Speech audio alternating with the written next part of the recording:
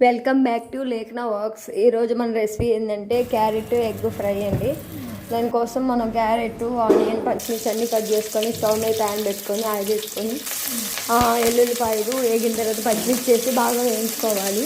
వేయించుకున్న తర్వాత ఆనియన్స్ వేయాలి. ఆనియన్స్ కూడా బాగా వేగిన తర్వాత సాల్ట్, పసుపు వేసుకొని బాగా కలిపెట్టాలండి. కలిపెట్టేసి తర్వాత బాగా కలుపుకోవాలి. మొత్తం బాగా బ్రౌన్ కలర్లో ఆనియన్స్ వచ్చిన తర్వాత దాంట్లో క్యారెట్ వేయాలండి.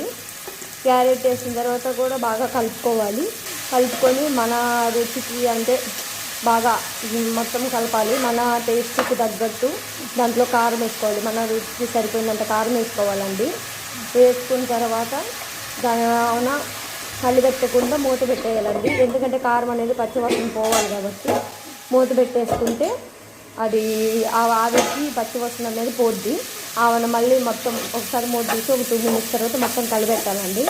ఇందాక నేను ఎగ్స్ తీసుకున్నాను కదండి. ఇప్పుడు క్యారెట్ మనకి 80% కుక్ అయింది. తర్వాత మనం దాంట్లో ఎగ్గులు కొట్టేసి మూత పెట్టుకోవాలండి.